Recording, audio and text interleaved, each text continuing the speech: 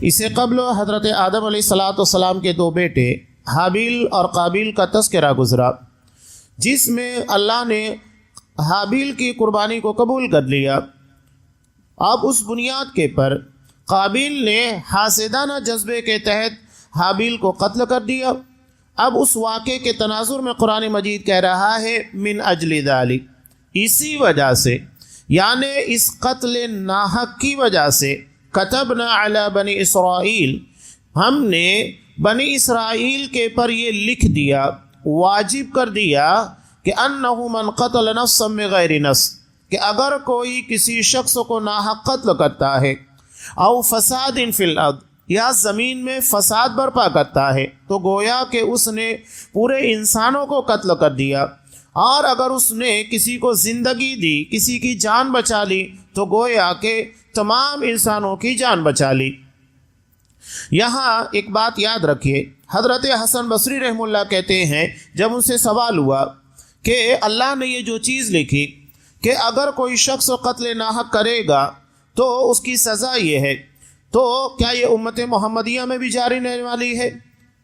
ایسا نہیں کہ صرف بنی اسرائیل میں رہے گا۔ انہوں نے کہا کہ نہیں، یہ امت محمدیہ میں بھی جاری ہے، یعنی اگر امت محمدیہ کا کوئی شخص قتل ناحق کرے گا تو اس کے خون کا ایک حصہ قابیل کے سر ڈالا جائے گا۔ اس ضمن میں بخاری کی روایت بھی ہے، حضرت عبداللہ ابن مسعود رضی اللہ تعالیٰ عنہ سے مروی،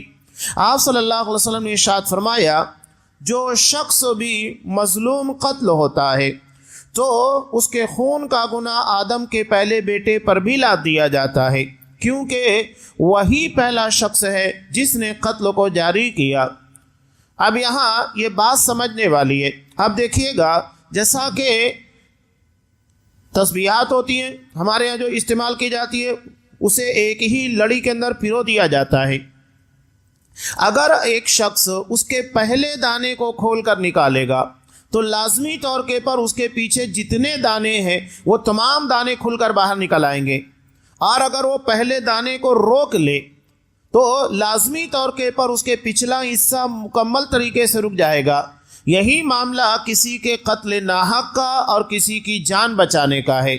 یعنی اگر ایک شخص کو قتل ناحق کے طور کے پر مار دیا گیا، نتیجہ یہ ہوگا کہ اس کے تعلق سے لوگوں کے اندر ہمت پیدا ہوگی اور دھیرے دھیرے یہ قتل کا سلسلہ بڑھتا جائے گا۔ اور آج ہم دیکھ رہے ہیں دنیا میں آپ صلی اللہ علیہ وسلم کی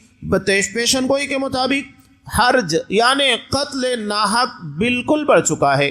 قرب قیامت کے بارے میں آپ صلی اللہ علیہ وسلم نے بتایا کہ مقتول کو اس بات کا پتہ نہیں ہوگا کہ مجھے کیوں مارا گیا،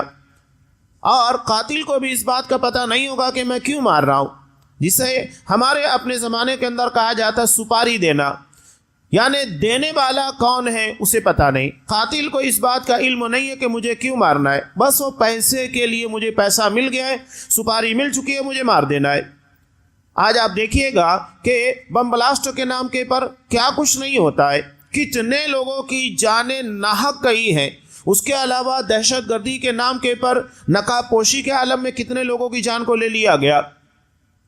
تو اس میں قاتل کو بھی نہیں پتا ہے کہ آخر مجھے کیوں مارنا ہے، اور نہ مقتول یعنی جو لوگ بم بلاسٹ وغیرہ کے اندر مارے جاتے ہیں انہیں کیا پتا ہے کہ ہم کو کیوں مار دیا گیا۔ وہ تو بیچارے معصوم تھے، انہوں نے کوئی ظلم نہیں کیا تھا، انہیں بلا وجہ قتل کر دیا گیا۔ تو یہ قیامت کی نشانیوں میں سے ایک نشانی جو آج ہم دیکھ رہے ہیں۔ اور ابھی آپ نے دیکھا مقدمات آئے، مقدمات آنے کے بعد خاص طور سے ابھی چند روز قبل مالیگاؤں کے تعلق سے جو 2006 اور 2008 کے اندر بم بلاسٹ ہوا تھا،